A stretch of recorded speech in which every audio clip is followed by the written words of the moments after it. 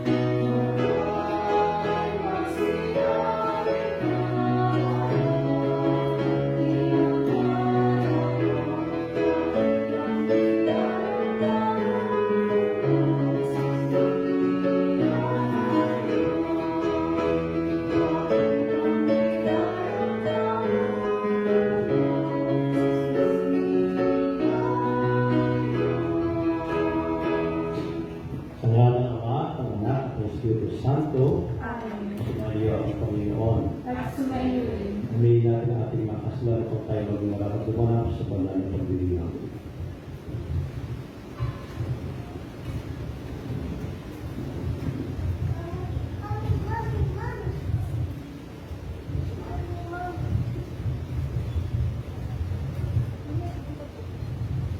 Ikaw ang kapilang kordero ng pagluglok sa trono ng langit. Panginoon, kaawaan mo kami. Panginoon, kaawaan mo kami. Ikaw lamang may karapatang magbigay liwanag sa salita ng Diyos. Kristo, kaawaan mo kami. Kristo, kaawaan mo kami. Ikaw ang aming paglubay sa aming panagunan sa buhay. Panginoon, may kaawaan mo kami. Panginoon, kaawaan mo kami. Kaawaan tayo ng kapangyarihang Diyos, patawarin tayo sa ating mga kasalanan at pagbabayad tayo sa buhay na wala hanggan. Amen.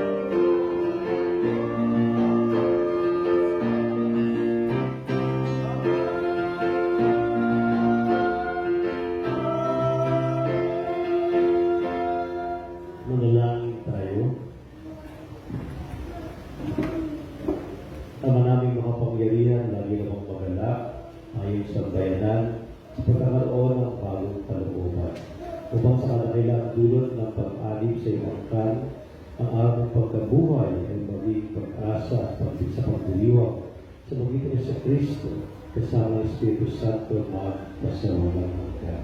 Amen. Magsuko po ang lahat.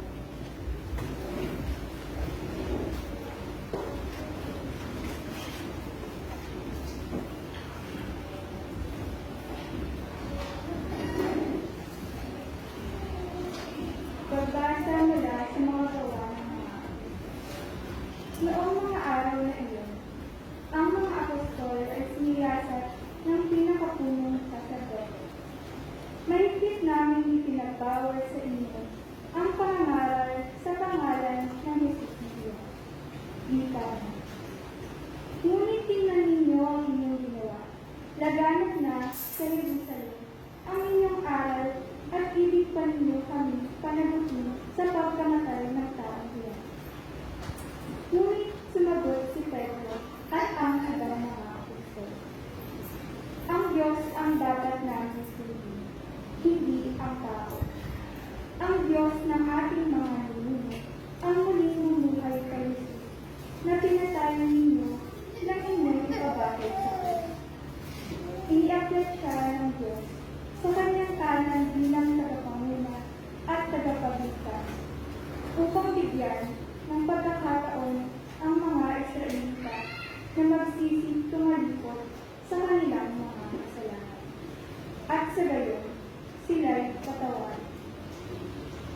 Saksi kami sa mga bagay na ito. Kami at ang Espiritu Santo na ipinagkaloob ng Diyos sa mga tumatalima sa Kanya. Pagkatapos pagbawalan ng aral sa pangalan ni Jesus ang mga apostol, sila'y pinalaya. Galak na umalis ang mga apostol sa harap ng sanlibutan, sapagkat minarapat ng Diyos na sila'y malagay sa kahihiyan alang-alang sa pangalan ni Jesus. Ang salita ng Diyos. Salamat sa Diyos. Poong sa aking naligtas, ang dangal mo'y aking dala.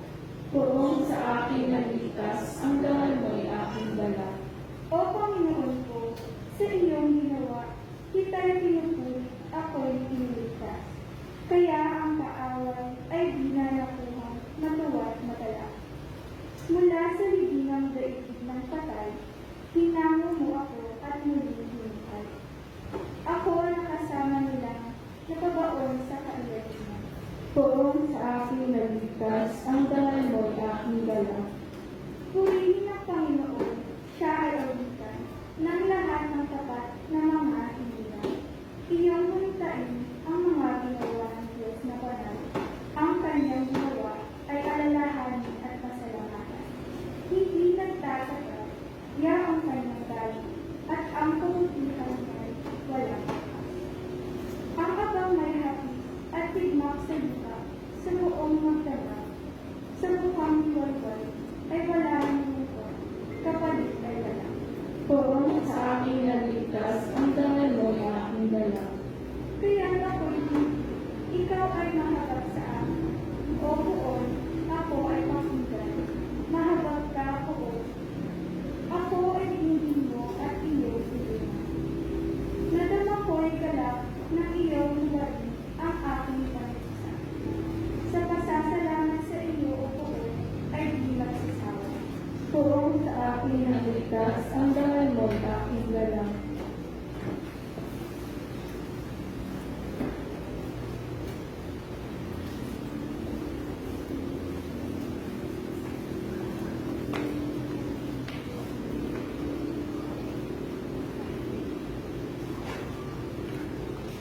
Pagbasa mula sa aklat ng pahayag. Akong si Wala ay tumingin muli at narinig ko ang tinig ng libo-libong laksa-laksang anghel. Sila'y nakapaligid sa trono, sa apat na nilalang na buhay, at sa matatanda. Umaawit sila ng ganito. Ang korderong sinatay ay karapat-dapat na tumanggap ng kapangyarihan, kayamanan, karunungan, at kalakasan, papuri, paggalak, at pagdadakila. At narinig kong nag-aawitan ang mga nilikhang nasa langit, nasa lupa, nasa ilalim ng lupa, at nasa dagat. lahat ng likha sa buong sanlibutan. Sa kanya nakaluklok sa trono at sa kordero. Sumakanila ang papurihan at karangalan, kadakilaan at kapangyarihan, magpakailanman. Tumugon ang apat na nilalang na buhay. Amen. At nagpatira pa ang matulanda at nagsisamba.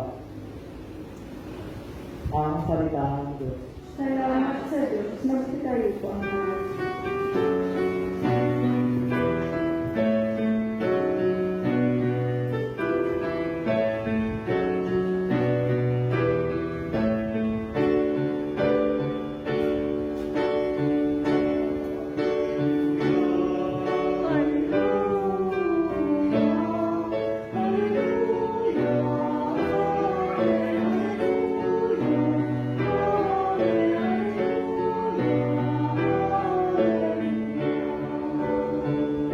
Si Kristo'y muli nabuhay, kanyang nilikha ang tanang mga tao'y pinamayan.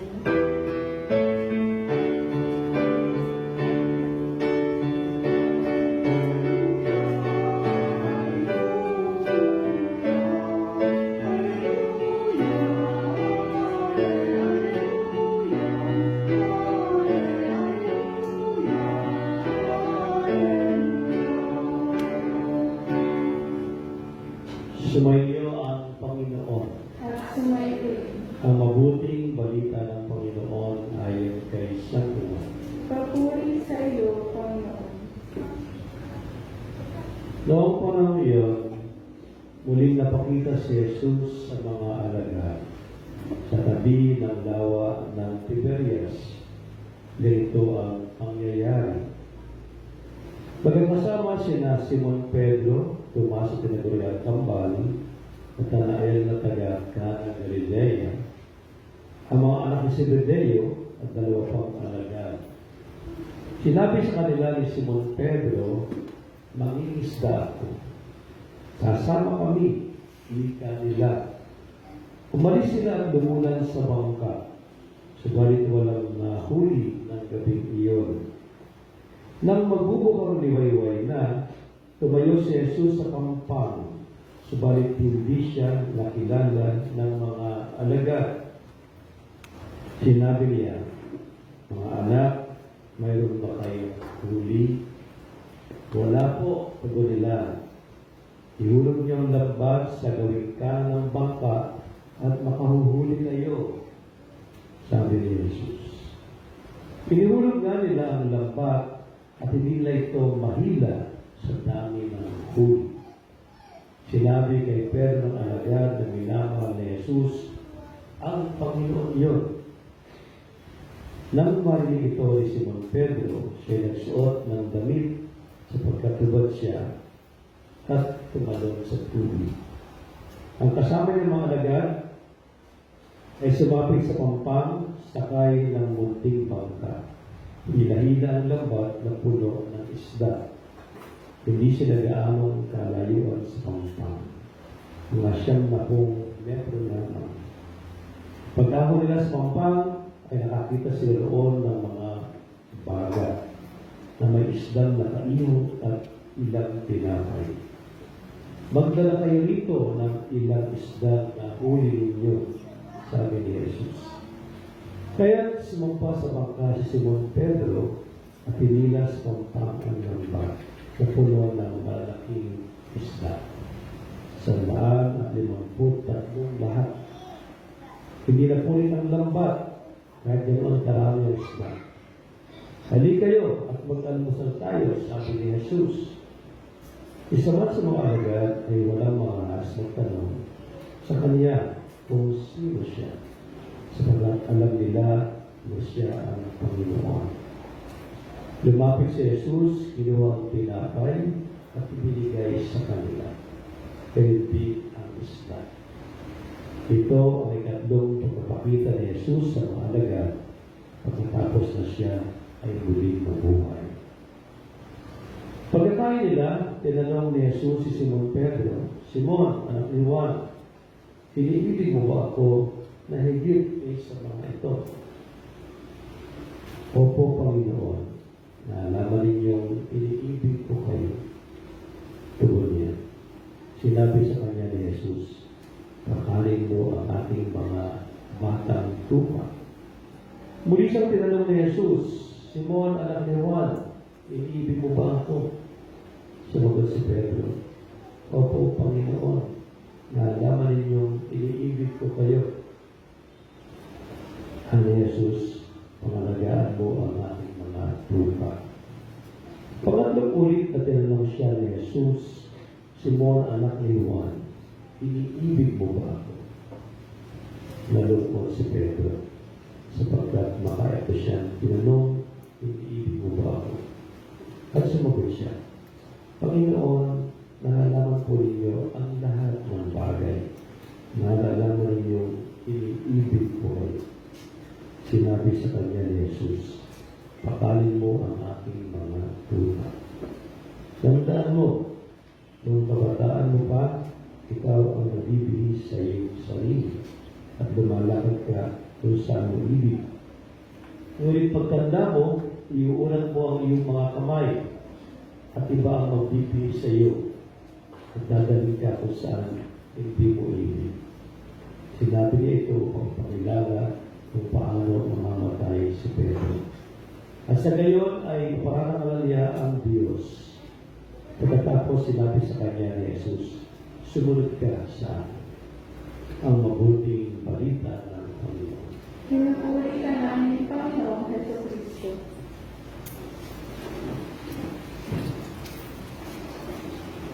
Lahat po tayo halos, malimus po sa mga bata, pero tayong nasa balikat na responsibilidad sa buhay.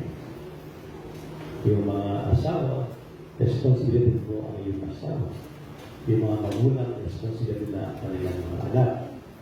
Yung mga may pagpuling sa pamahalaan, responsibilidad na ang pamahalaan ng bayan. Yung mga may grupo pinangunguluhan, responsibilidad mo ang grupo mo para maabot nyo ang ibigay ng grupo. Yung mga nakatandang kapatid, responsibilidad mo yung mga nakababatang kapatid. Yung mga guro, responsibilidad mo. Estudyante. Lahat po tayo may kanya-kanya responsibilidad. At marami pagkakataon, mabisa, effective po ang ating pag-akot ating responsibilidad. Pero hindi rin malayo na tayo po yung mapagpak sa ating mga pananagutan.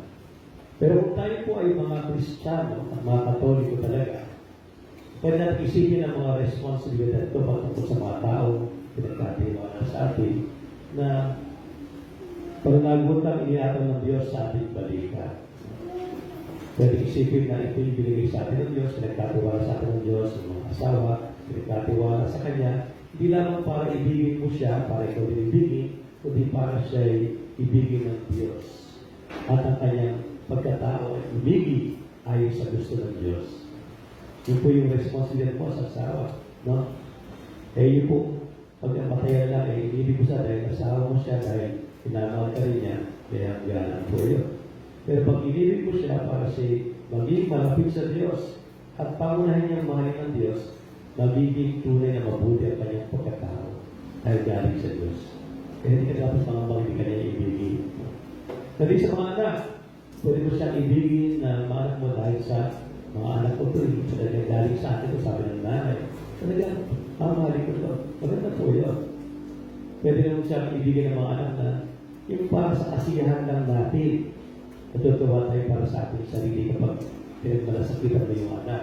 Maganda rin po yun, pero kulang po yun.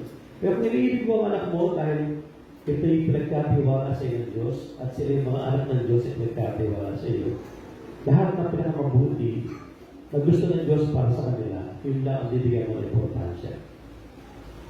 Hindi mo iisipin yung mga pagsarili mong hangarin para sa mga anak.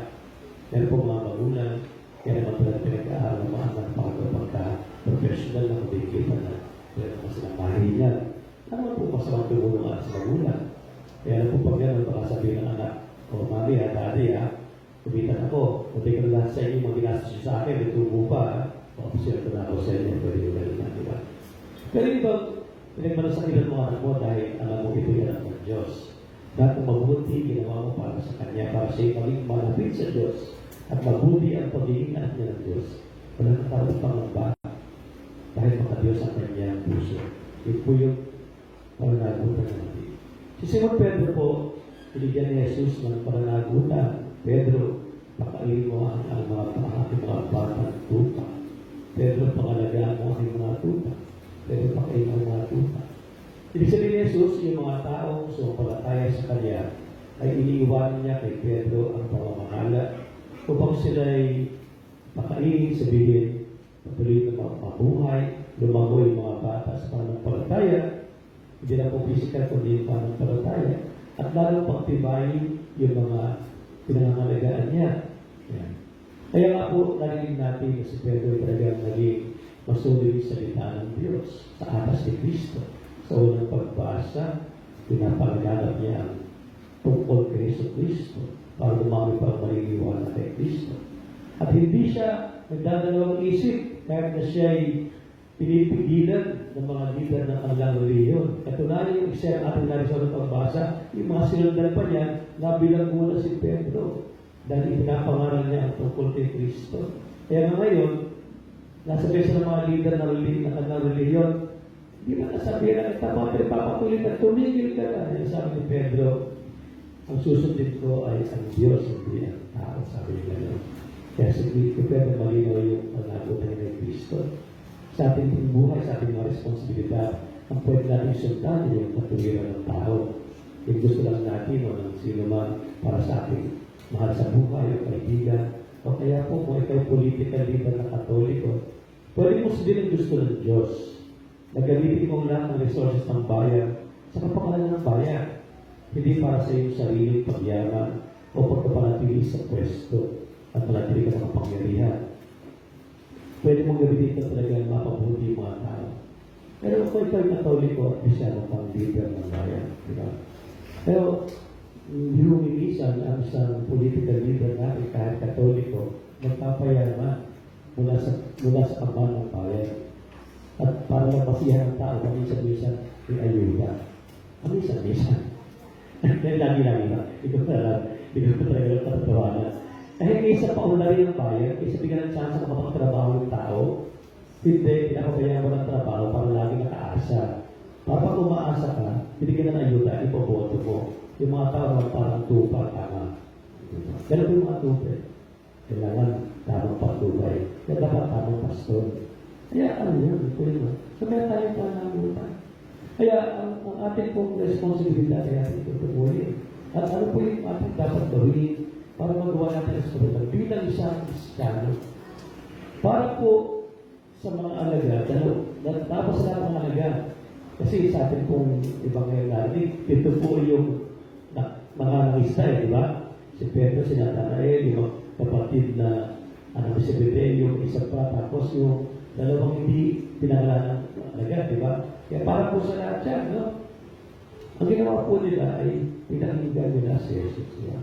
Pagtawag sila ng isda, mga expert po yan, talagang nangisda yan, no? Kaya alam nila, wala silang nahuli, no? Pagod na pagkakis. Wala nahuli, no? Tapos, sasabihin ni Jesus na hindi naman nangisda, matitero siya, di ba? Ihulog niya lang sa kapigkanan, no? Kung ikaw si Pedro at yung mga kasama niya, mali mo sa pangisda, itartitero ka. Pero hindi sila po, ihulog lang nila yung ganda. No? Yun po, natapangalan ko na yung 153 malaking isda. Sabi pa, marami po yun. Ayon sa simbolo ng Biblia. Kasi 153, ang katabas po na yun, 350 plus 3. At yung 50 po, katumbas po niya 7 times 7 plus 1. Yung pong 7 sa Biblia ay kompleto. Times 7, kompleto. Plus 1, sobra pa sa kompleto. Times 3, sobrang-sobra sa kompleto. Plus 3, sobrang-sobra pa. Kaya pag sinabi yung 153, symbol po yun ng sobra-sobra dami ng nahuli na Pedro. Pero tinutukoy po nahuli nila ay hindi isda talaga. Kasi isisimboli ng nabuhay. Nung sisit ka sa kasama nila, buhay pa sa lupa, tinawag siya si Pedro, Andres, mga sa akin, galing kayo mga malakayan ng tao, mga isda ng tao. Pero sisimboling na buhay, ginawa nila Pedro na mangisda. Yan, mangisda, mamalakayan ng tao. Kaya wala silang nahuli. Bakit? Kasi hindi nila kasama si Jesus. Di ba? Magdamag silang nahuli, hindi kasama si Jesus. Sila lang on their own power. Pero si Jesus, hindi sila pinabayaan. Nagpakita sa kanila doon sa pampang. At symbolic din po yung pampang. Symbolic po, sa mga kamista, pag igaling sa laot, pauwi ka na, nakita mo na yung pampang. Gagang napakiramdam mo, wala yung nervous mo, ay malapit na tayo kung sa tayo safe, di ba? At mula po sa idea na yun, sumibulit yung ibig sabihin ng pampang na mataling haga. Ang pampang ay isang salisan na kung saan naraw ng Diyos, ang langit. At pag says na tayo sa pampang, ibig sabihin, siya'y matagumpay na sa langit, natagla ang kapangyarihan ng Diyos. Nandun siya, lahat, pampante na siya. Piling ng Diyos, bilang anak ng Diyos na muling nabuhay.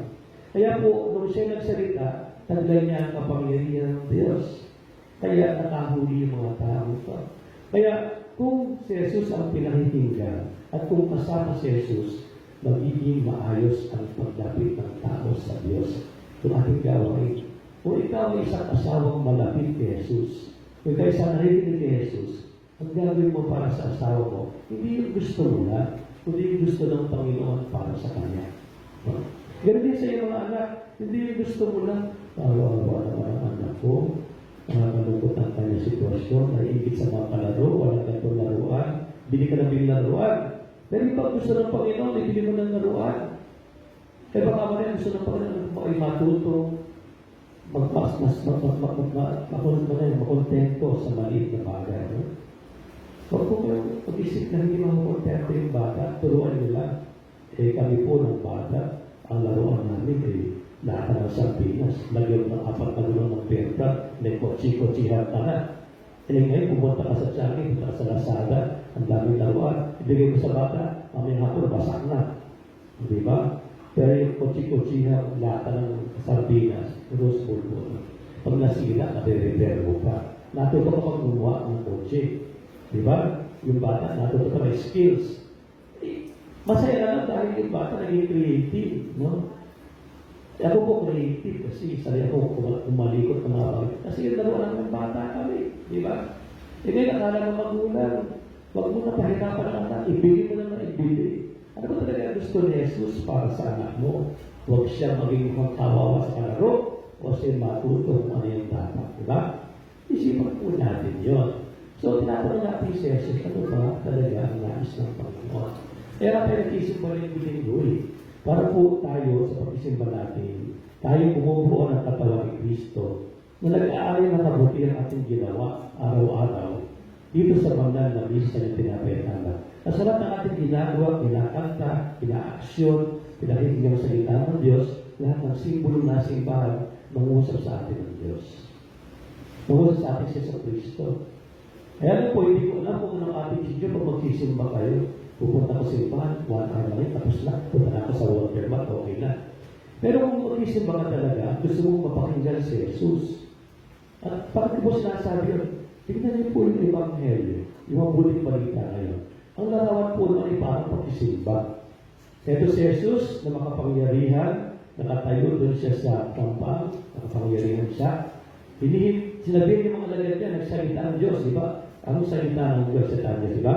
Tapos nung malapit na ang mga alaga, ang sumampang na, nakita nila may nakahain isda at tinapay. At sabi, kinuha niya ang tinapay, binigyan sila, kinuha niya ang isda. Hindi mo yung pinasalita sa banal na mesa, kapag ang pari kinuha yung tinapay, ipapasalamat niya, hati po yun. Kaya po isena, ilalaro po niyo yung Kristiyan. At anong sinasabi niya, pag nagsimba ka, naroon yung pagkain ng buhay ng mga Diyos, yung tinapay. Kaya si Jesus, siya ang pagkain ng buhay, sabi niya. Pangalo, naroon din yung isda. Ano ba yung isda? Ang isda, Father. Yung pong salitang isda sa Griego ay iktus. Iktus. Griego po yun. Isa ng iktus, pag-translate mo, isda.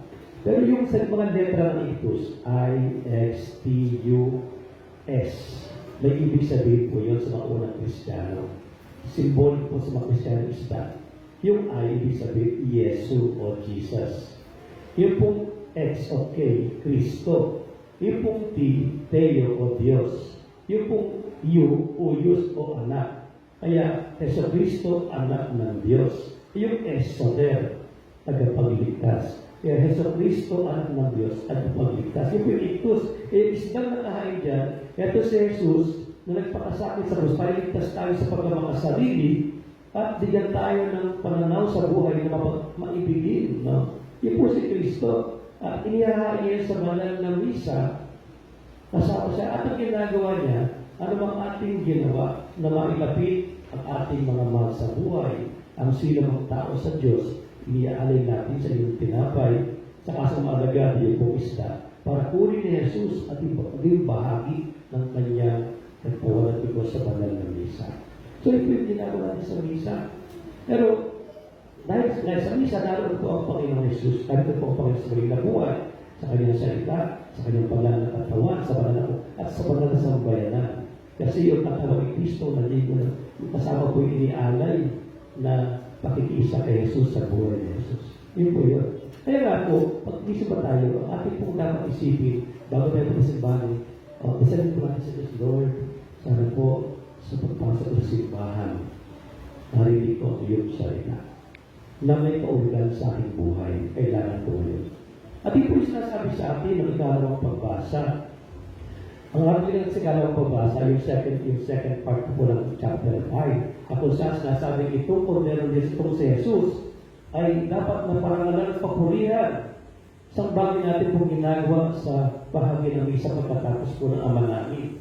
Ano po ating sinasabi pagkatapos ng Ama namin? Sabi natin sapagkat sa mula ang kaharian at sa pangyayat kapurihan magpakailanman. Ano po yung nasa sa first, second reading? Ganun din po. So, eksena din po ng Eucharistia ng isa sa langit. No? Pero dahil si Jesus siya yung kordero na siyang may hawak ng scroll. At ano po yung scroll? Doon po nakasalit ang salita ng Diyos. Wala akong karapat dapat na magbukas noon, sabi sa aklat ng Revelation.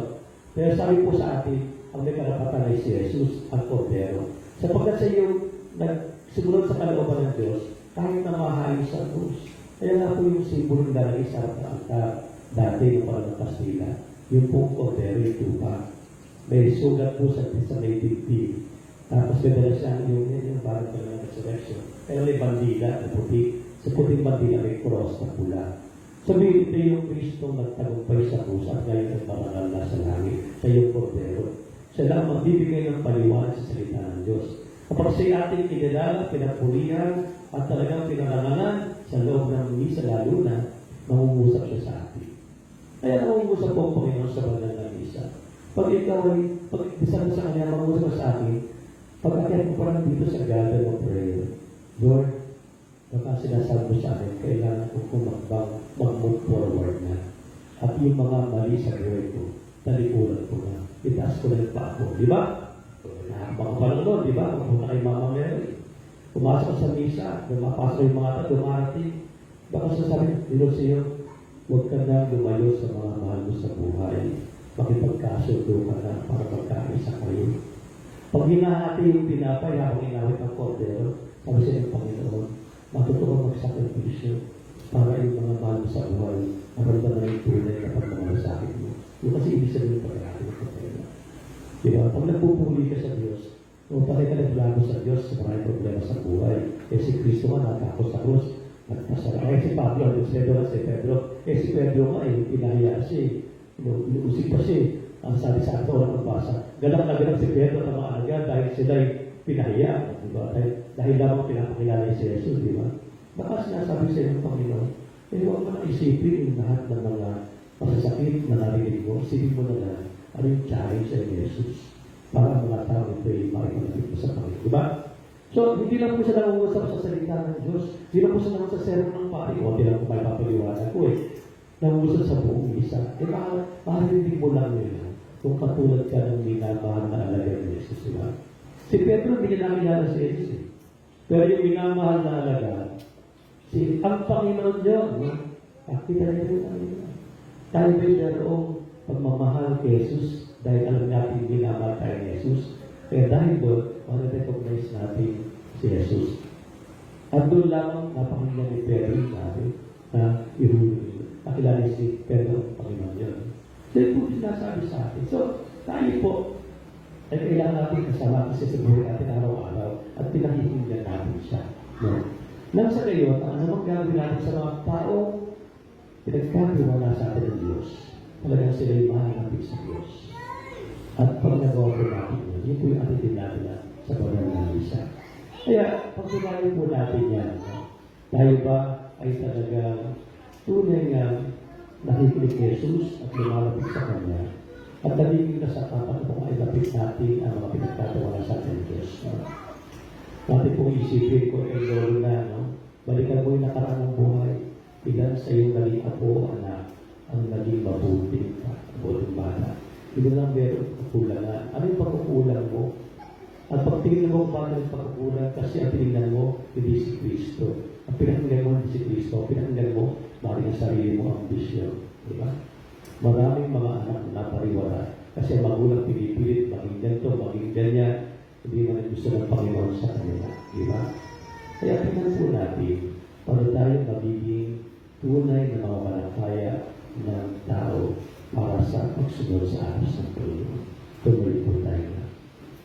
Kaya po natin ating panampalataya, sumasampalataya. Sa Diyos ang makapangyarihan sa lahat. Nunagawa ang lahat at lupa.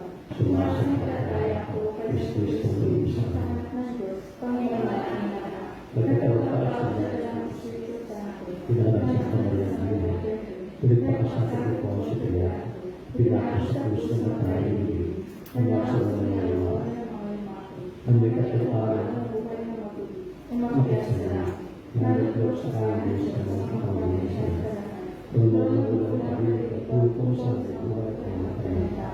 Sumasampalataya mo na po sa Diyos Espiritu Santo, sa banal sa kapatid, sa kasamahan ng mga kanan, sa pagkawalan ng kasalanan, sa pagkawalan ng mga pinagkakaroon sa buhay ng mga.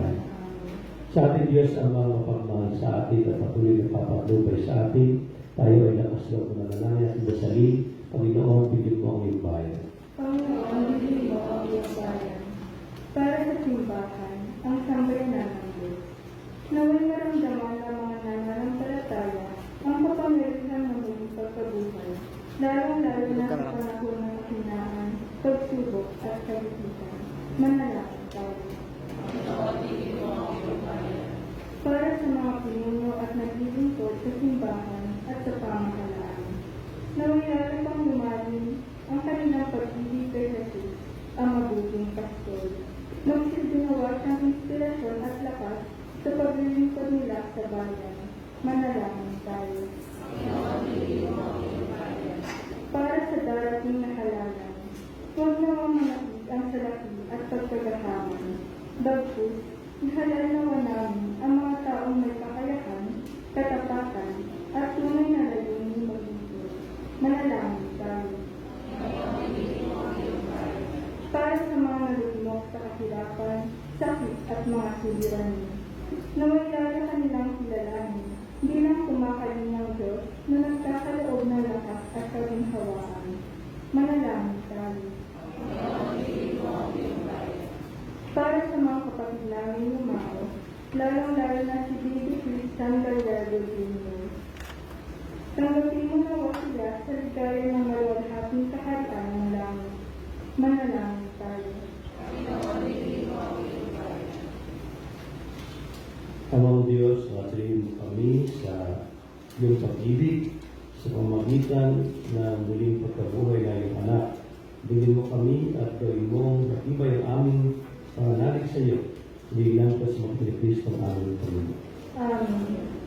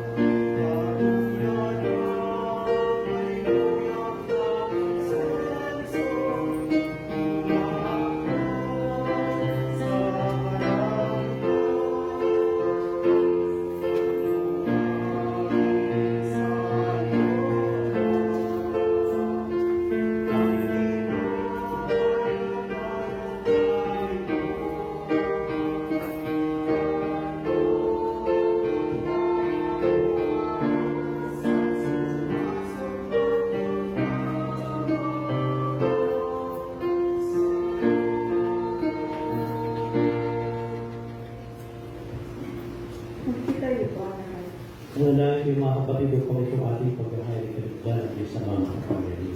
Tanggapin niyo ang awa ng Panginoon, ito pagkain sa iyong mga kamay.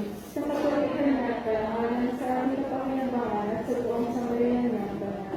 Ama namin lumikha, tanggapin mo ang mga alay na iyong sambayan ng tutuwa, ang pagkabuhay ng iyong anak na iyong mong aming ikatuwa ngayon ay papagbungahin mo ng dala, matili sa amin habang panahon. Sumakitaya sa mga Espiritu Santo, magpasawalang hanggan. Amen. Sumainyo ang Panginoon. At sumaiyo, Itaas sa Diyos niyong puso at diwa. itinaas na namin sa Panginoon. Pasalamatan natin ang Panginoon ating Diyos. Marapat na siya ay pasalamatan. Manaming makapangyarihan tuloy marapat na ikaw ay aming pasalamatan.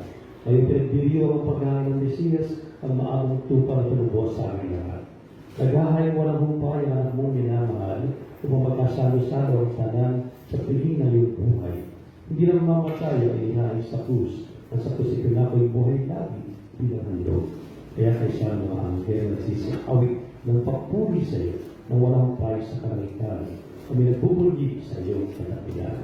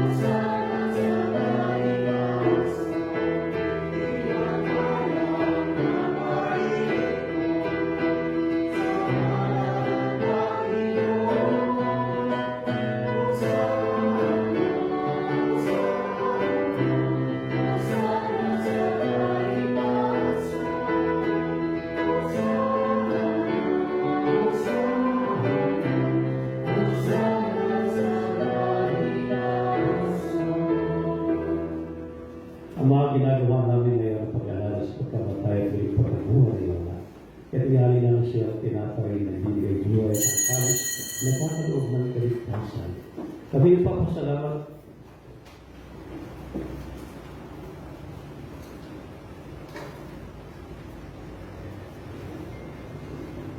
ang manaming banal, ikaw bukal ng lahat at kabanal, kaya sa magitan ng Espiritu, kanyang banal na kalugnesto para tayo magkakawan at tugo ng aming Panginoong Yesu Cristo.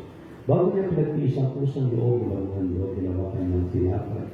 Pinasalamatan kanya, pinaghati-hati niya yun, inibos sa kanyang mga alagad at sinabi.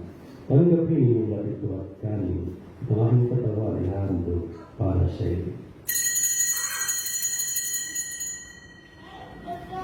Kaya hindi naman matapos ang hapunan, ginawa kanyang kalis, muli kanyang pinasalamatan. Niabot niya ang kalis sa kanyang mga alagad at sinabi, tanggapin yung lapit ito at inumin. Ito ang kalis ng aking dugo ng bago at walang hanggang tipan. Ang aking dugo ay bubuhos para sa iyo at para sa lahat. Sa nagpapatawad ng mga kasalanan, gawin ito sa pagkalala sa akin.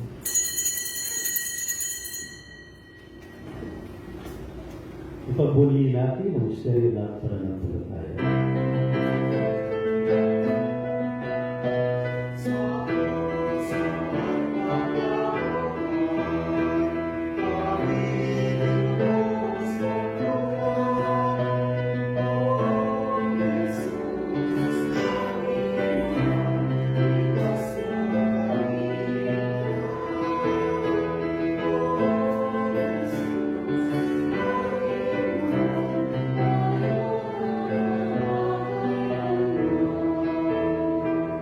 Ang mga ginagawa namin ay ang pag-alala sa pagkabatay at uling pagkabuhay ng anak. At tinari naman siya ang tinapay na nagbibigay buhay at ang kalis na kakaloob ng kaligtasan. Kami nagpapasalamat dahil kami yung minarapat at tumayo sa harap mo para maglingkod sa iyo.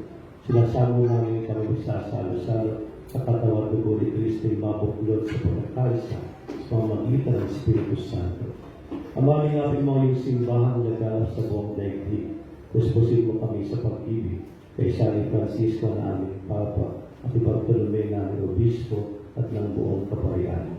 Alalahanin mo mga kapatid namin nahimlay na may pag-asang sila'y muling mabubuhay, kaya di ang lahat ng mga pumanaw. Kaawaan mo sila at patuloy sa iyong kaliwanagan. Kaawaan mo pagindapatin kami lahat na makasalo sa iyong buhay na walang wakas.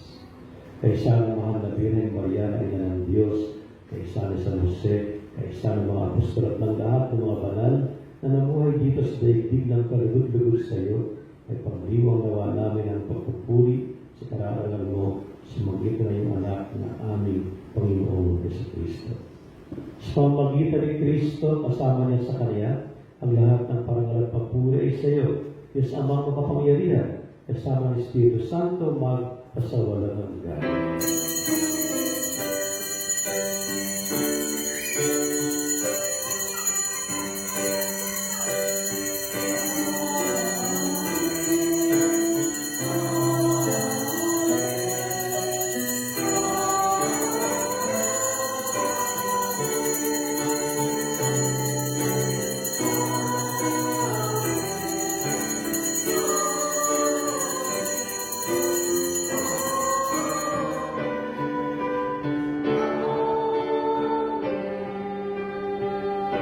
Sa Diyos ang mga nagtipon sa atin at sa ating Espiritu para sa patawag na Ama, tayo sama-sama ang bulan.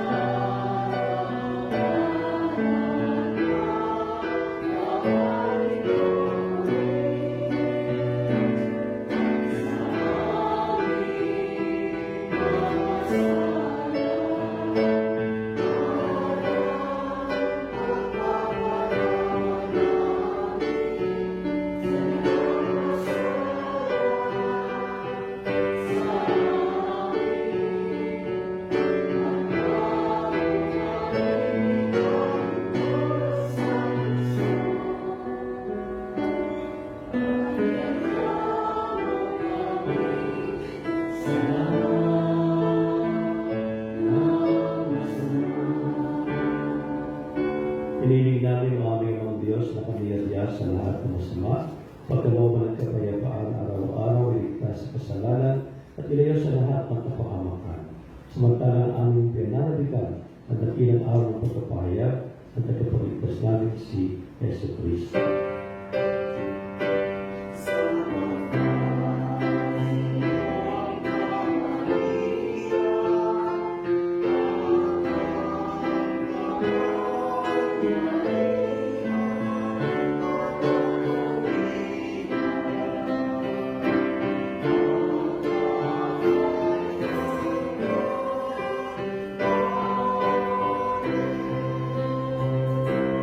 Panginoong Jesucristo, salamat mo sa iyong mga apostol, kapayapaan iniiwan ko sa inyo, ang kapayapaan ibinibigay ko sa inyo.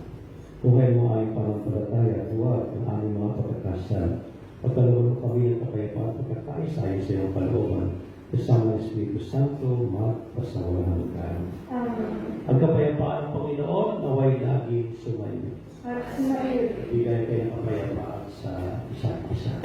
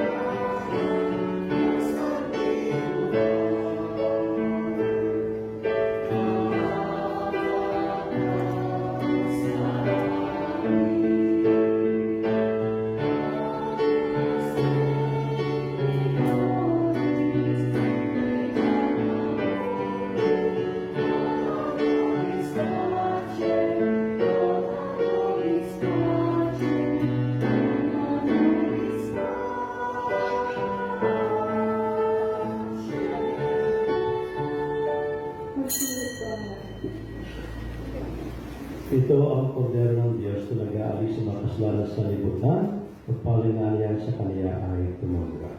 Panginoon, ay nakakapagpapatuloy sa iyo, Diyos ay kaniya gagawin mo.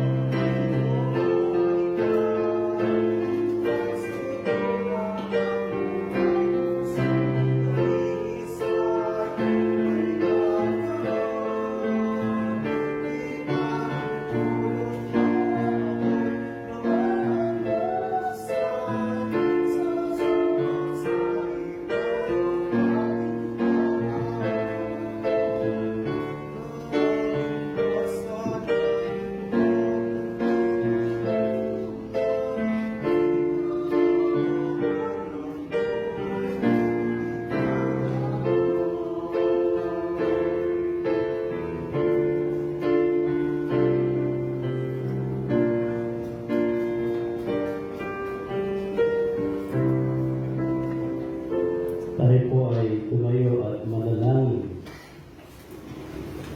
Ama naming mapagmahal, tawag mo at linapin na iyong sambayanan. Umingarapat mong makinabang sa piging na pangmagpakailanman.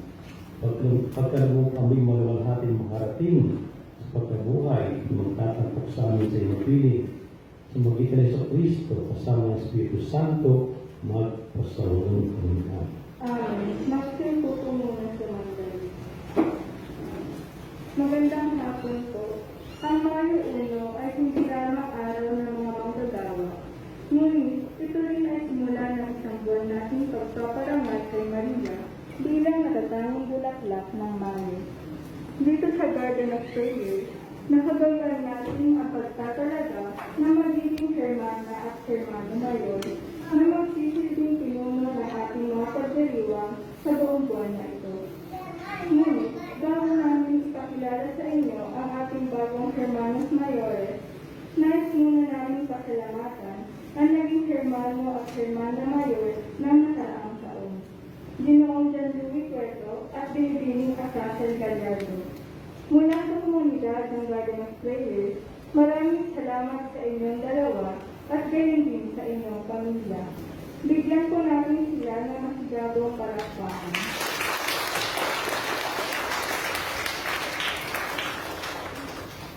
Ang taong nakalipas ay naging hamon sa ating lahat dala ng pandemya. Ang ating mga selebrasyon ay naging pala o di kaya sa pamamagitan lamang ng physical life para sa kaligtasan ng lahat. Kaya sa taong ito, na puno ng pag-asa, naway makapagdiwang at makapagparangal tayo ng sama-sama sa ating sinisintang si Maria sa tulong ng ating mga bagong Hermanos Mayores. Ang ating Hermano Mayor, Ginoong Almario Castillo, anak ni na Mr. and Mrs. Almario Castillo mula sa Barangay Kamatawan, at ang ating Hermana Mayor, Binipinong Alexandra Mandalihan, anak ni na Mr. and Mrs. Mandalihan mula sa Barangay Tawag.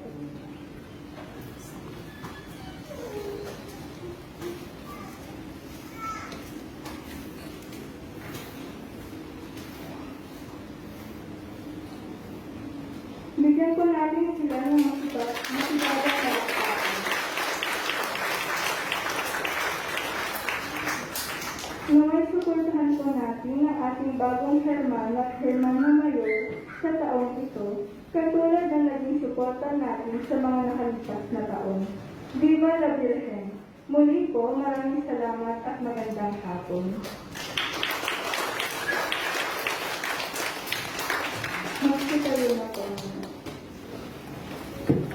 Sumayin niyo ang Panginoon. At sumayin. Walain kayong lahat ng pagmamahal sa Ama, Anak, Espiritu Santo. Tapos na ang misa, balitalay ang kapayapaan ni Kristo. Hallelujah, Hallelujah. Salamat sa Diyos. Alleluia, Alleluia.